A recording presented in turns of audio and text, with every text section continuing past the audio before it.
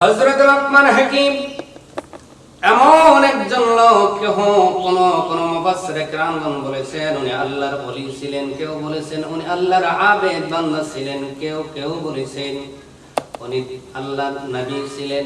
যাই হোক, উনি এমন একজন লোক যিনি সন্তানদের শুধু ওসিয়ত করতেন। তার ওসিয়তগুলো রব্বুল আলামিনের কাছে এতই পছন্দনীয় হয়ে গেল, এতই ভালো লাগলো, আল্লাহ রাব্বুল আলামিন লোকমান হাকিমের ওসিয়তগুলো কোট করে কোরআনে হাকিমের ভিতরে আল্লাহ কোট করে জানিয়ে দিয়েছে।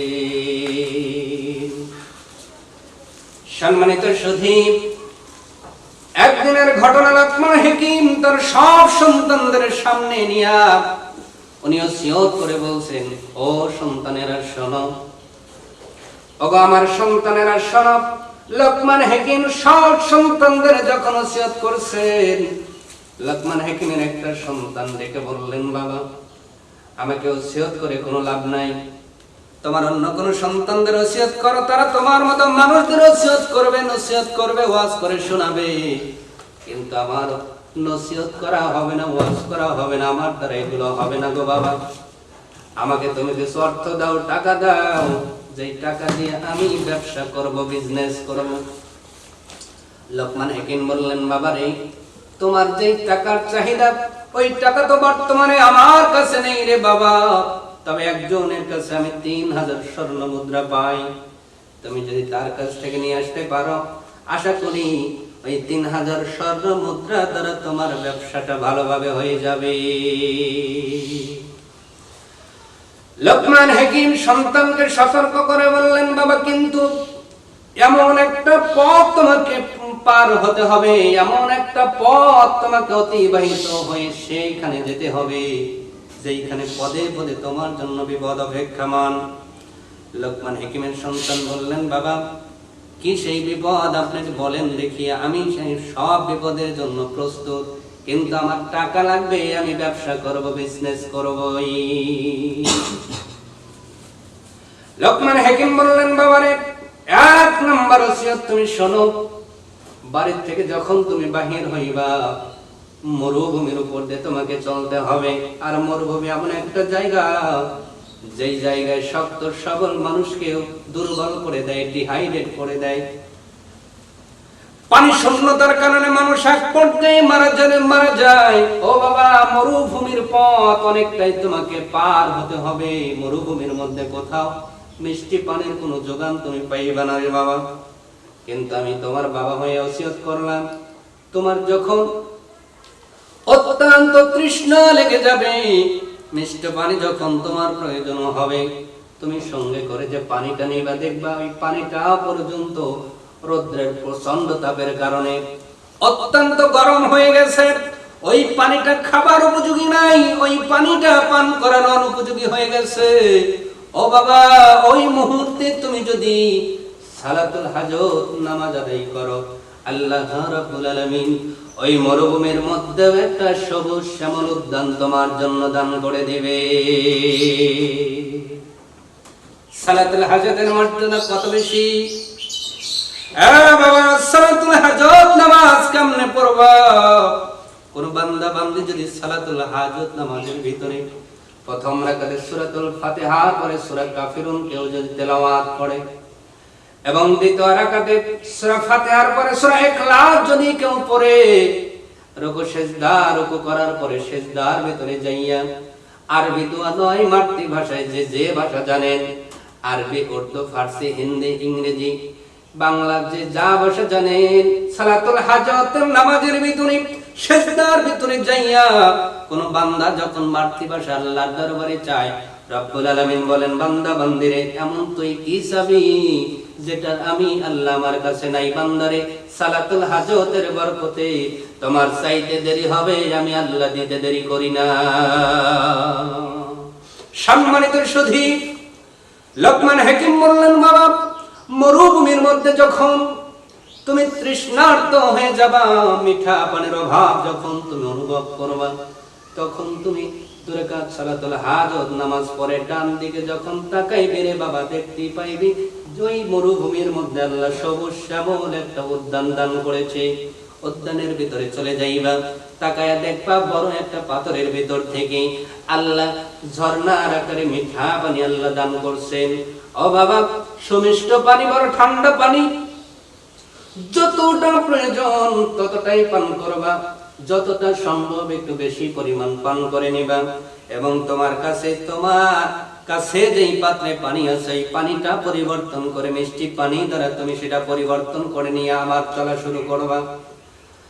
আবার কিছু দূর যাওয়ার পরে তোমার ঘর্মান্তর শরীরে পানি পাওয়ার পরে শরীরটা যখন তোমার ক্লান্ত হয়ে যাবে, শরীরটা বড় তোমার বিশ্রামের জন্য শরীরটা বড় লালায়িত থাকবে, এমন সময় তুমি তাকায়া দেখবা মরুভূমির ভিতরে একটা বড় ধরনের বটগাছ দেখা যায়। ওই বটগাছের ছায়ায় তোমার থাকার আশঙ্কা জাগবে, যাওয়ার আশঙ্কা জেগে যাবে। বটগাছের ছায়ার নিচে তুমি যাওয়ার চিন্তা ভাবনা করতে পারো, কিন্তু আমি তোমাকে সাবধান করলাম আমার পুত্র, তুমি শুনে নাও।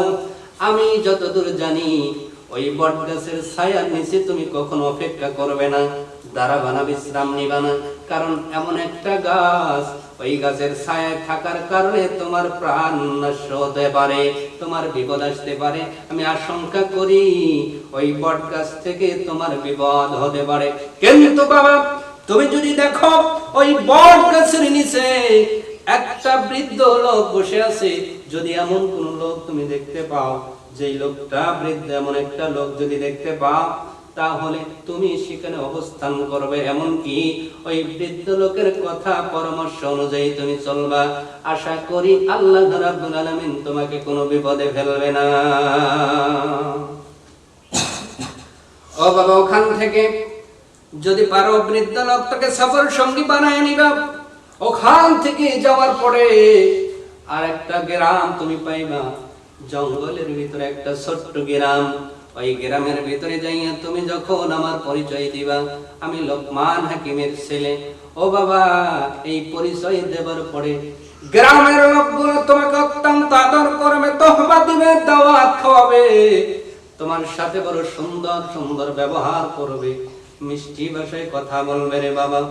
কিন্তু তুমি ইচ্ছা করলে ওখানে যতদিন ইচ্ছা থাকতে পারো। 2-3 দিন অতিবাহিত হওয়ার পরে দেখবা তোমার জন্য একটা সুন্দরী সুরসী একটা যুবতী মহিলাকে তারা দাঁড় করায় বলবে, ও লোকমান হাকিমের ছেলে, এই সুন্দর মহিলাকে তুমি কি বিয়ে করতে চাও নাকি, বিয়ে করতে চাও নাকি? লোকমান হাকিম বললেন, বাবা, ওই মেয়ের মতো সুন্দরী বর্তমানে একটা মেয়েও নাই। মেয়ের চেহারার দিকে তাকানোর পরে তোমার বিয়ে করার জন্য খুব ইচ্ছা জাগবে রে বাবা, কিন্তু আমি বাবা হইয়া ওসিয়ত করলাম ওই মেয়েটাকে বিয়ে করবা না। তবে হ্যাঁ, আবার বলছি, যদি ওই বৃদ্ধ বাবাজি তোমাকে পরামর্শ দেয়, তার পরামর্শ মোতাবেক চললে তোমার কোনো বিপদ হবে না। এরপরে গ্রাম থেকে পার হয়ে সেই আমি যে টাকা পাই যেই বন্ধুর কাছে, সেই বন্ধুর বাড়ি একটা নদী পার হওয়ার পরে সমুদ্রের তীরের পারে, ব্রিজের পারে, সমুদ্রের যে চরের উপরে দোতলা বাড়ি, আমার সেই বন্ধুর কাছ থেকে 3000 স্বর্ণ মুদ্রা নিয়ে দিনই তুমি ব্যাক করবা, থাকতে যাবা না। আমার সেই বন্ধুটা বলবে, টাকা দিব, কিন্তু শর্ত হলো একদিন এক রাত আমার এই বাড়িতে অবস্থান করতে হবে, কিন্তু তুমি থাকবা না বাবা। ওই রাত ওই বাড়িতে যে থেকেছে জীবনে কোনোদিন কেউ ফিরে আসে নাই। অতএব তুমি চিন্তা করবা বাড়িতে রাত্রি যাপন না করে দিনেই ফিরে আসার জন্য। লোকমান হাকিমের ছেলে তার পরামর্শ অনুযায়ী কিছু খাবার সংগ্রহ করলেন, পানি নেবার জন্য একটা বাসন আনলেন, পাত্র আনলেন, পাত্রটা পানি পরিপূর্ণ করে কিছু খাবার নিয়ে উনি যখন রওনা করবেন, 2 রাকাত সালাতুল হাজতের নামাজ আদায় করলেন। প্রথম রাকাতে সূরা ফাতিহার পরে সূরা কাফিরুন, দ্বিতীয় রাকাতে সূরা ফাতিহার পরে সূরা ইখলাস পড়লেন, সিজদার মধ্যে মালিকের দরবারে কান্না করলেন। এরপরে সালাম ফিরাইয়া মুনাজাতের মধ্যে রব্বুল আলামিনের কাছে সাহায্য চাইয়া আল্লাহর নাম নিয়ে লোকমান হাকিমের ছেলে ব্যবসা করার জন্য 3000 স্বর্ণ মুদ্রা আনার জন্য রওনা হয়ে গেলে। সম্মানিত ভাইরা আমার, লোকমান হাকিমের ছেলে যখন বাড়ি থেকে বাইর হলেন, বাহির হয়ে কিছু রাস্তা অতিক্রম করার পরে মরুভূমির ভিতরে উনি চলে গেলেন। কোথাও কোনো বাড়ি নাই, লোক বলের কোনো চিহ্ন নাই, মানব সভ্যতার কোনো চিহ্ন নাই। পথ চলতে চলতে সকালের সূর্য যখন মাথার উপরে এসে অত্যন্ত প্রখর তাপ দেওয়া শুরু করলো, মরুভূমির প্রতিটা বালু যেন এক একটা অঙ্গে আঙ্গারে পরিণত হয়ে গেল। এতটাই উত্তপ্ত মরুভূমি, একদিকে সূর্যের আলোর উত্তাপ, অন্যদিকে মরুভূমির উত্তাপ। লোকমান হাকিমের সন্তান যেন অত্যন্ত বিচলিত হয়ে গেলেন, ঘরমান্ত হয়ে গেলেন। শরীরটা যেন অল্প সময়ের ভিতরে ডিহাইড্রেট উনি অনুভব করলেন। উনি পানি পান করবেন, পানির পাত্র বের করে দেখেন সব পানিগুলো গরম হয়ে গেছে। ফুটন্ত পানির মতো গরম পানি খাওয়া সম্ভব নয়। তার বাবার ওসিয়ত মনে পড়ে গেল। সন্তানটা আবার 2 রাকাত সালাতুল হাজত নামাজের জন্য দাঁড়িয়ে যায়। সালাতুল হাজত নামাজ শেষ করতে না করতেই লোকমান হাকিম যেমন বলেছে তেমনি তার সন্তান যখন ডান দিকে তাকাইলেন, সন্তান তাকায় দেখে কিছু সময় পূর্বে যখন এই মরুভূমির মধ্যে কোনো কিছু দেখা গেল না, কিন্তু আমি যখন লোকমান হাকিমের সন্তান বললেন, আমি যখন 2 রাকাত সালাতুল হাজত নামাজ পড়ে ডান দিকে তাকাইলাম, মরুভূমির মধ্যে একটা সবুজ শ্যামল উদ্যান দেখতে পাইলাম। আমি আর দেরি করলাম না, উদ্যানের ভিতর যাইয়া বাবার ওসিয়ত অনুযায়ী দেখি একটা বড় পাথরের মাঝখান থেকে মিষ্টি পানির ঝর্ণাগুলো ধীরে ধীরে পড়তেছে। আমি পানিগুলো পান করে অত্যন্ত আরাম বোধ করলাম, যতটুকু পারলাম পান করলাম, প্রয়োজনের অতিরিক্তই পান করে নিলাম। এরপরে আমার পানির পাত্রর পানিটা চেঞ্জ করে পরিবর্তন করে আমার পানির পাত্রর মধ্যে পানিটা আবার পরিবর্তন করে নতুন মিষ্টি পানি ভরে নিয়ে আবার যখন রাস্তা চলা শুরু করলাম, আমার ঘামা শরীর পানি খাওয়ার কারণে অল্প সময়ের মধ্যে আমার শরীরের ভিতরে ক্লান্তি চলে আসলো। আমার শরীর যেন চায় আমি যেন একটু বিশ্রাম নিয়ে নেই। কোথায় বিশ্রাম নিব? সব জায়গায় রোদ, কোথাও কোনো ছায়া নেই। অল্প সময়ের মধ্যে লক্ষ্য করে দেখি মরুভূমির মধ্যে একটা বিশাল বড় বটগাছ দেখা যায়। বটগাছে বিশ্রাম নেব, কিন্তু বাবার ওসিয়ত, ওখানে নাকি বিপদ আছে, যাওয়া যাবে না। কিন্তু বাবা বলেছে বৃদ্ধ লোক পাইলে বিশ্রাম নেওয়া যাবে। আমি লক্ষ্য করে দেখি বটগাছের নিচে বৃদ্ধ লোকটাকে দেখা যায়। আমি বললাম, বাবাজি এই গাছের নিচে কি একটু বিশ্রাম নেওয়া যাবে নাকি? বৃদ্ধ বললেন, ছায়া যেহেতু আছে বিশ্রাম কেন নেওয়া যাবে না? ছেলেটা ডেকে বললেন, আমার বাবা লোকমান হাকিম ওসিয়ত করেছে এখান থেকে নাকি আমার বিপদের সম্ভাবনা আছে। বৃদ্ধ লোকটি ডেকে বললেন, বাবারে তোমার বাবা লোকমান হাকিম তোমাকে গাছ থেকে বিপদের আশঙ্কার কথা বলেছে, তবে এই ওসিয়ত কি করে নাই? বৃদ্ধ লোক পাইলে বৃদ্ধ লোকের পরামর্শ অনুযায়ী চলা লাগবে।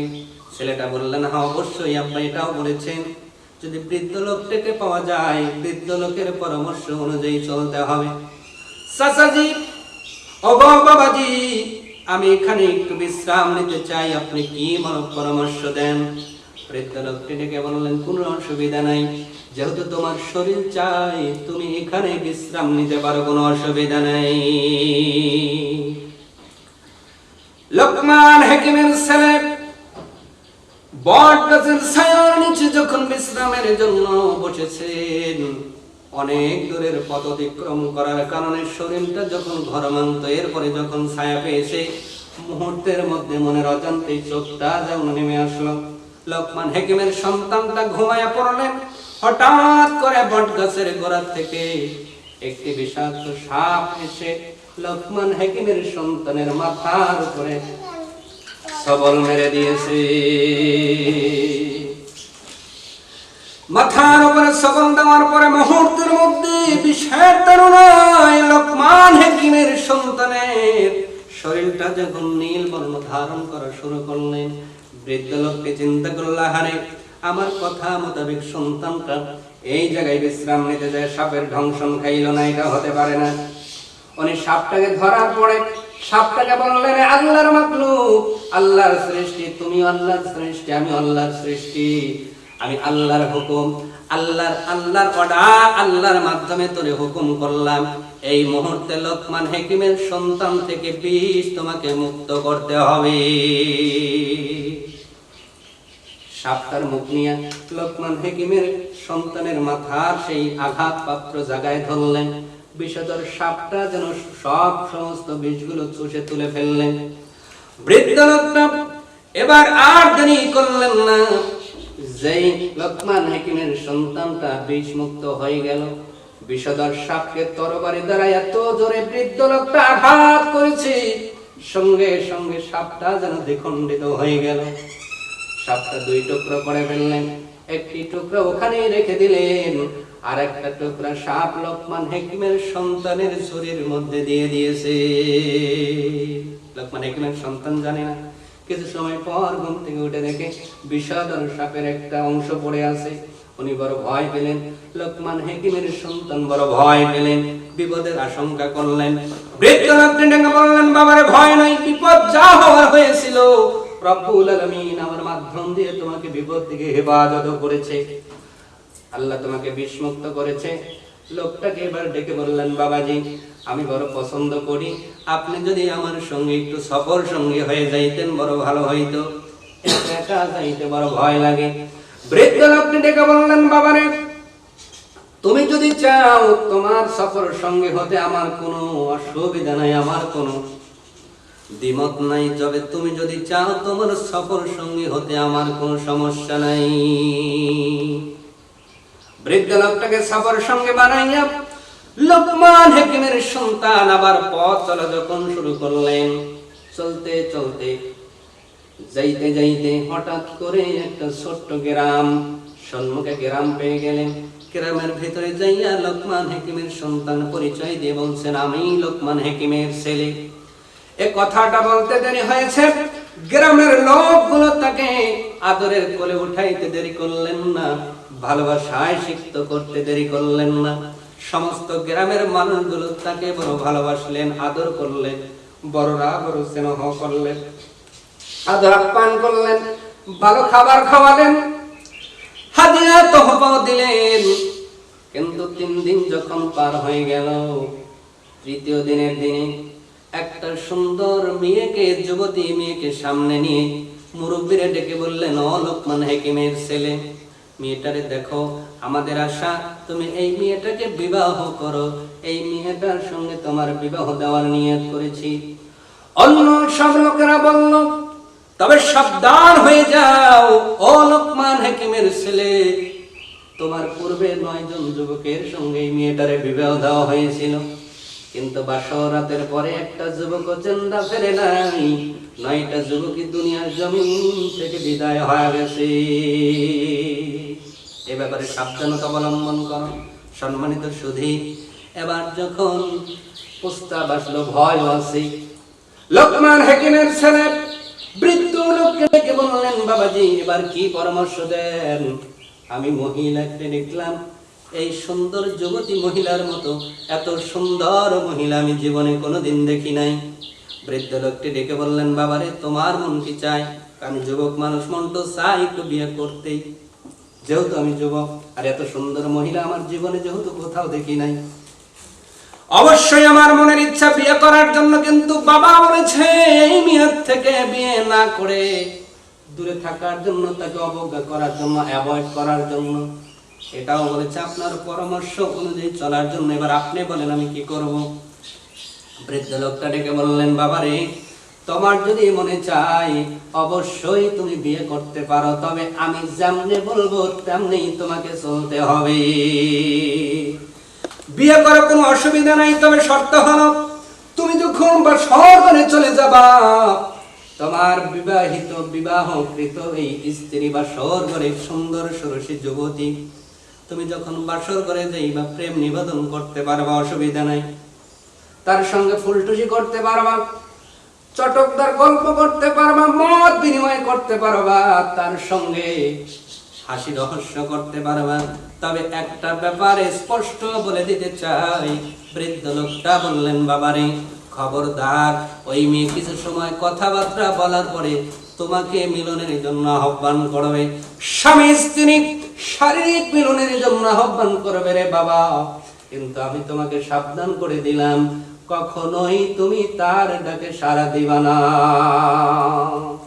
কিছু সময় পরে এক পর্যায়ে মহিলাটি তোমাকে জোর জবরদস্তি করে মিলনের চেষ্টা করবে। ওই মুহূর্তে তুমি ইস্তেনজার নাম করে বাহিরে চলে আসবা, সঙ্গে একটা বদনা অথবা পাত্র অথবা লোটা ঘটি যা পাও নিয়ে আসবা। এরপরে আমার কাছে আসবা, পরবর্তী নিয়মটা, পরবর্তী শর্তগুলো আমি তোমাকে বলে দিব। বিয়ে হয়ে গেল, লোকমান হাকিমের ছেলে যখন বাসর ঘরে চলে গেলেন, বৃদ্ধ বাবাজির কথা যখন দিবালোকের মতো যেন সত্যি হয়ে গেল। লোকমান হাকিমের ছেলেটা মত বিনিময় করলেন, দুইজনে পরিচয় হয়ে গেলেন। কিছু সময় পর সুন্দর সুন্দরী মহিলাটি তাকে যখন একান্ত কাছে পাওয়ার জন্য ডাকলেন, লোকমান হাকিমের সন্তান সুযোগ দিলেন না। এক পর্যায়ে মহিলাটি যখন জোরপূর্বক তাকে কাছে পাওয়ার জন্য চিন্তা করলেন, লোকমান হাকিমের সন্তান বললেন, তুমি একটু অপেক্ষা করো, আমি একটু ইস্তেনজা সেরে আসি। ইস্তেনজার নাম করে ঘর থেকেই একটি পাত্র নিলেন, লোটা বদনা নিলেন। এই লোটা বদনার ভিতরে পানি নিয়া ইস্তেনজার নামে বাহির হইয়া বৃদ্ধ বাবাজির সামনে দাঁড়াইয়া বললেন, বাবাজি, এই যে আপনার পাত্র, পানি আছে, এর ভিতরে পানি আছে, আপনি চেয়েছিলেন, আর আমি একটু ইস্তেনজায় যাই। বৃদ্ধ বাবাজি বললেন, যাও, আসার পরে আবার এই বদনাটা নিয়ে যাইও, যাওয়ার সময় কিছু কথা আছে, কথাটা শুনে যাইও। লোকমান হাকিমের সন্তান ইস্তেনজা করলেন, এরপরে বাবাদের কাছে চলে আসলেন। আসার পরে বললেন, বাবাজি, এবার কি আমি এটা নিয়ে যাব নাকি? বলে, হ্যাঁ, এটা নিয়ে যা বাবা, সরাতে রাখবা। তোমার স্ত্রী যখন আবার পূর্বের মতো তোমাকে জোর জবরদস্তি করে মিলনের চেষ্টা করবে রে বাবা, ওই সময় তুমি বলবা, প্রাণের স্ত্রী বিবাহ হয়েছে, বিবাহর পরে আল্লাহ যা হালাল করেছেন সেটা হবে, অসুবিধা নাই, কিন্তু মিলনের পূর্বে আমার শর্ত হলো ওই ঘটি বা বদনার ভেতরে তোমাকে প্রস্রাব করতে হবে। ও বাবা, তোমার স্ত্রী যখন ওই বদনার ভিতরে প্রস্রাব করবে, তুমি সঙ্গে সঙ্গে ঢাকনা দিয়ে বদনার মুখটা বন্ধ করে দিও। এরপরে তোমার মনের আকাঙ্ক্ষা, তোমার ইচ্ছা, তোমার স্ত্রীর আশা পূরণ করো, কোনো অসুবিধা নেই। এদিকে এলাকার ডোমেরা চিন্তা করলো, আজকে তো দূরে যায় লাভ নাই, এর পূর্বে এই রাক্ষসী মেয়েটারে বিয়ে করে 9 জন যুবক দুনিয়ার জমিন থেকে বিদায় হয়ে গেছে। এই যুবকও বাঁচবে না, লোকমান হাকিমের সন্তানও বাঁচবে না। তাকে নেবার জন্য ডোমগুলো যেন তারা অপেক্ষা করতেছে। রাত্রে বেলায় ঘটনাটা বৃদ্ধ বাবাজির মতো ঘটে গেল। ইস্তেনজা করে বদনার ভিতরে নিয়ে স্ত্রী যখন তাকে কাছে পাওয়ার চিন্তা করলেন, লোকমান হাকিমের ছেলে বললেন, প্রাণের বিবি রে, মিলনের পূর্বে তোমাকে এই বদনার উপরে প্রসাব করতে হবে। যখন প্রস্রাব করেছে, সঙ্গে সঙ্গে বৃদ্ধ বাবাজির কথা মোতাবেক লোকমান হাকিমের ছেলেটা বদনার মুখটা বন্ধ করে দিলেন। এরপরে মিলন হয়ে গেল। সকাল বেলায় ডোমেরা তাকে পা ধরে আনবে বলে গেছে, পা ধরে টান দিয়েছে। লোকমান হাকিমের ছেলে সুস্থ মানুষ, জিন্দা মানুষ উঠে বসে পড়েছে। ডোমেরা আশ্চর্যিত হয়ে গেছে, ভূত নাকি? ডোমেরা হতবাক হয়ে গেছে। হতবাক হওয়া তো স্বাভাবিক, কারণ যেই মেন্টালিটি নিয়ে ওনারা এসেছিলেন সেটার সঙ্গে তো কোনো মিল নাই। ওনারা এসেছেন মৃত মানুষ নিয়ে যাবেন, উনি জিন্দা মানুষের মতো উঠে বসে বসেন। ওনাদের চিন্তা হলো, এ কি মরে ভূত হয়েছে নাকি? স্বাভাবিক নাকি ভূত এর কাঁধে হাজির হয়েছে, নাকি এই নিজেই ভূত হয়ে গেছে? ভয়ের কারণে সব ডোমগুলো যখন ঘর থেকে দৌড়াইয়া বাহির হয়ে যায়, লোকমান হাকিমের সন্তানটা নরম কণ্ঠে ডাক দিয়ে বলে, ও আমার ভাইরা, দৌড়ানোর কোনো প্রয়োজন নাই। রব্বুল আলামিন তার মর্যাদা, তার হুকুমের মাধ্যমে, তার নির্দেশের মাধ্যমে এখনো তার এই গোলামটাকে দুনিয়ায় জিন্দা রেখেছে। গ্রামের মানুষগুলো হতবাক, কি করে সম্ভব? 9টা যুবক তো এর আগে বিদায় হয়ে গেল, লোকমান হাকিমের সন্তান বিদায় হলো না কেন? কয়েকজন আবার বলছে, হাকিমের ছেলে তো বুদ্ধি দিয়ে বেঁচে গেছে। স্বাভাবিক, মানুষের চিন্তা চেতনার তো অভাব নাই। কিন্তু লোকমান হাকিমের সন্তানটাকে যখন জিজ্ঞেস করা হলো তুমি কেন মারা গেলে না, সব যুবক তো মারা যায়। এবার যুবক বৃদ্ধ বাবাজির সামনে যা বলেন, বাবাজি আমি কেমন করে বাঁচলাম আমি তো নিজেও জানি না। বৃদ্ধ বাবাজি ডেকে বললেন, বাবারে তুমি তো রাত্রে বেলায় তোমার স্ত্রীকে বদনার মধ্যে প্রসাব করতে বলেছিলা আর মুখে ঢাকনা দিয়ে বন্ধ করে দিয়েছিলাম। তুমি কি দেখো, তুমি কি জানো, তুমি কি দেখেছো এই বদনার মধ্যে কি আছে? বলে না দেখি নাই। তাহলে একটু দেখো। লোকমান হাকিমের সন্তানটা বদনার মুখ টান দিয়ে খুলে দেখে দুইটা বিষাক্ত সাপ যেন ওর মধ্যে মারামারি করে, আর একটা কাটা সাপের অংশ বদনার ভিতরে দেখা যায়। এত বিষধর সাপ। বৃদ্ধ বাবাজিকে বলে, বাবাজি এ কেমন কথা হলো, আমার স্ত্রী তো এখানে প্রসব করলো, দুইটা জিন্দা সাপ মারামারি, জিন্দা সাপ মারামারি করে আর একটা মৃত সাপের অংশ। বৃদ্ধ বাবাজি ডেকে বললেন, বাবারে সেই অর্ধেক সাপটা মৃত দেখো রে, এইটা হলো সেই বট গাছের নিচের সেই দ্বিখণ্ডিতর একটা অংশ সাপ।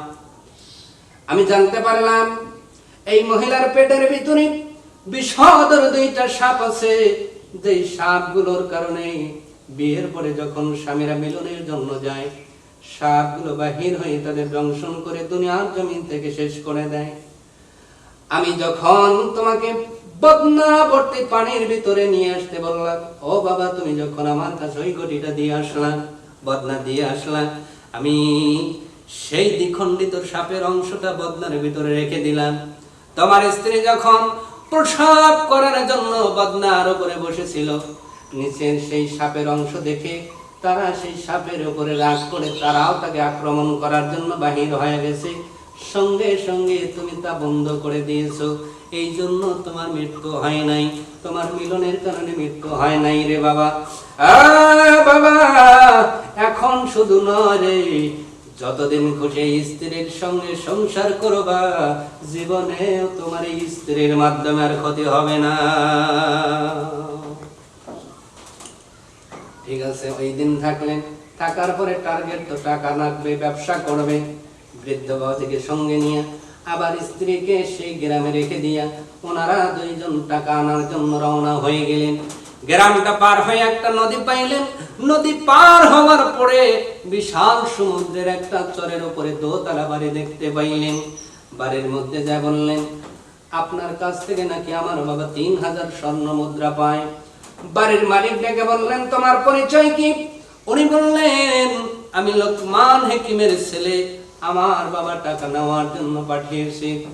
লোকটা ডেকে বললেন, এর পূর্বে অনেকেই তোমার বাবা টাকা নেওয়ার জন্য পাঠিয়েছে রে বাবা, আমি টাকা দিতে চাই, তারা তো টাকা নিতে পারে না, আমি টাকা দিব, কিন্তু শর্ত হলো একটা রাত আমার এই বাড়িতে কাটাতে হবে। লোকমান হাকিমের ছেলে বললেন, না, আমার বাবা ওসিয়ত করছে এই বাড়িতে থাকা যাবে না, আজ দিনের মধ্যে টাকা নিয়ে বিদায় হয়ে যাব। বাড়িওয়ালা বললেন, তাহলে তো টাকা দেওয়া সম্ভব নয়। এবার চিন্তা করলেন, টাকা নিলে তো মরতে হবে, টাকা না নিলে ব্যবসা হবে না, ব্যবসা না করি জীবন তো আগে বাঁচানো লাগবে। বৃদ্ধ বাবাজিকে ডেকে বললেন, বাবাজি আপনি চলেন আমার সঙ্গে, আর এখানে থাকবো না, এখান থেকে চলে যাব, আমার মরার দরকার নাই, ব্যবসাও লাগবে না আমার।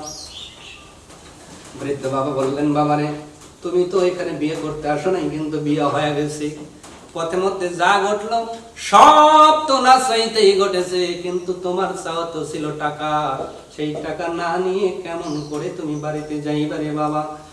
আল্লাহর উপর তাওয়াক্কুল করে এই রাত্রিটাই বাড়িতেই থাকবো, কোনো অসুবিধা নাই। যেহেতু লোকমান হাকিম বলেছেন বৃদ্ধ বাবাজির কথা মোতাবেক চললে কোনো অসুবিধা হবে না, এই জন্য অন্তরে বড় সাহস পাইলেন। ইতিমধ্যে কয়েকটা বিপদ থেকে তার পরামর্শের কারণে, উদ্ধার হওয়ার কারণে মনোবলটা আরো বেড়ে গেল। লোকটার দোতলা বিল্ডিং, দ্বিতীয় তলায় উনি এবং ওনার দুইজন ছেলে দুইটা রুমে থাকে, নিচতলায় ওনাদের থাকতে দেওয়া হলো। এই দ্বিতীয় তলায় থাকতে দেওয়া হয় এই জন্য, কারণ রাত্রে বেলায় জোয়ারের পানিটা বেড়ে যায়, তাদেরকে ওই মেহমানদেরকে ওই লোকটা রাত্রে বেলায় তালাবদ্ধ করে রুমের ভিতরে। এরই জন্য জোয়ারের পানি যখন বৃদ্ধি পেয়ে একতলার সমান হয়ে যায়, পানিটা যখন রুমের ভিতরে পানি ভরপুর হয়ে যায়, মেহমানগুলো পানিতে ডুবে দুনিয়ার জমিন থেকে বিদায় হয়ে যায়। সকালবেলা লোকটা দেহগুলো আবার সাগরের পানিতে ভাসিয়ে দেয়। তার 2টা সন্তান পর্যন্ত খবর জানে না, কিন্তু এ খবর এই বৃদ্ধ লোকের কাছে আছে। ওনাকে যখন 2 জনকে নিচতলায় শোবার জন্য দেওয়া হলো, লোকমান হাকিমের ছেলেটা ঘুমায় গেল, কিন্তু বৃদ্ধ বাবাজির ঘুম নাই। না জানি কখন জোয়ারের পানিটা ঘরে প্রবেশ করবে। এ দুনিয়ার মুসলমানেরা, তালা দেওয়া হয়েছে, বাড়ির মালিক বাইরে তালা দিয়েছেন। যেই লোকটা পেটের ভিতরে সাপের খবর রাখে রে, গাছের নিচের সেই সাপকে বিষ তোলাইতে পারে, ওই লোকের কি তালা খুলতে কোনো সমস্যা হবে নাকি? কোনো সমস্যা নাই। তালা খুলে গেল। লোকমান হাকিমের সন্তানকে ডাক দিয়ে বললেন, বাবা আর অপেক্ষা করা যাবে না, আর ঘুমানো যাবে না, অল্প সময়ের ভিতরে এখানে জ্বরের পানি ঢুকবে, আমরা 2 জন দুনিয়ার থেকে বিদায় হয়ে যাব। তাড়াতাড়ি ওঠো বাবা, 2য় তলায় উঠতে হবে জোয়ারের পানি থেকে বাঁচার জন্য। 2 জন উঠে গেলেন। ওই বাড়িওয়ালার 2টা ছেলে যেই রুমে ঘুমায় ওই রুমে নক করলেন। 2টা সন্তান দরজা খুলে দিয়ে বলেন, এত রাত্রে আপনারা কারা, আমাদের বাড়িতে কি করছেন? বৃদ্ধ লোকটা ডেকে বললেন, বাবারে আমরা 2 জন মেহমান, তোমার বাবা আমাদের মেহমান রেখেছেন, আমরা নিজের তালে আমাদের ঘুম লাগে না, আমাদের ঘুম ভালো হয় না, অসুবিধা হয় রে বাবা, এই জন্য যদি তোমাদের রুমে একটু থাকতে দিতা বড় ভালো হইতো। লোকটার 2য় সন্তান ডেকে বললেন, বাবাজি কোনো সমস্যা নাই, যেহেতু আপনারা মেহমান আমাদের ঘরে থাকেন, আমরা 2 ভাই নিচের তলায় ঘুমাই। 2টা সন্তান নিচে চলে গেল। লোকমান হাকিমের ছেলে আর বৃদ্ধ লোকটা ওই বাড়িওয়ালা বাড়ির মালিকের সেই 2য় তলায় 2 সন্তানের রুমের ভিতরে আরামে ঘুমায় গেলেন। জোয়ার আসলো, বাড়িওয়ালার 2টা সন্তান দুনিয়া থেকে বিদায় নিলেন। সবে সাদেক হতে না হতেই বাড়িওয়ালা নিচ থেকে নামলেন, নিচের একটা পেলান নিয়ে তাড়াতাড়ি করে লাশ 2টা সরাতে হবে, আমার সন্তানেরা যেন এই খবর না পায়। তালা যখন খুললেন, 2টা লাশের পা ধরে টানলেন, হঠাৎ করে লাশ 2টার মুখের ভিতরে যখন চেহারার দিকে তাকাইলেন, বাড়ির মালিক তাকায় দেখে যেন লোকমান হাকিমের ছেলে নয়, এ যেন সেই বৃদ্ধ লোক নয়, এ 2টা হলো তার ঔরাজ্জাত সন্তান।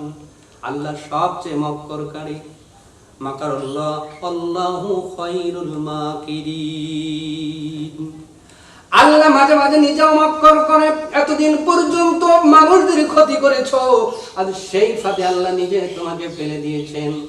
নিজের সন্তানদের হারানোর বেদনা। বৃদ্ধ বাবাজি নিচ থেকে নেমে আসলেন। বাড়িওয়ালা ডেকে বললেন, কেমনে হইল? ও বাড়িওয়ালা, তুমি তো আমাদেরকে হত্যা করার জন্য নিচতলায় রেখেছিলে, জোয়ারের পানি দ্বারা আমাদের মেরে ফেলো না, কিন্তু আল্লাহ যাদের রাখে তারে তো কেউ মারতে পারে না। অতএব আমরা দিন কাটাইছি, রাত কাটাইলাম, টাকাগুলো দাও, টাকাগুলো নয়া বাড়িতে যাইও। বাড়িওয়ালা ছেলেও হারালো, টাকাও দিতে হলো। টাকা দিয়া লোকমান হাকিমের সন্তানটা আবার ফিরে আসছেন। গ্রামে আসার পরে স্ত্রীকে সঙ্গে নিয়ে পথ চলতেছেন আর বলতেছেন, ও বাবাজি আপনার কারণে টাকাও পাইলাম, বউ পাইলাম, যেমন তেমন বউ পাই নাই, বিশ্ব সুন্দরী বউ পাইলাম, জীবন বেঁচে গেল, বিপদ থেকে বেঁচে থাকলাম, ব্যবসার জন্য টাকাও পাইলাম, তাহলে আপনি তো সাহায্য করলেন, বলেন তো আপনাকে কি দ্বারা খুশি করতে পারি, আপনি টাকার ভাগ নেন। লোকটা ডেকে বললেন, আমার টাকার প্রয়োজন নাই। ওগো বাবাজি, তাহলে কি পাইলে আপনি খুশি হবেন?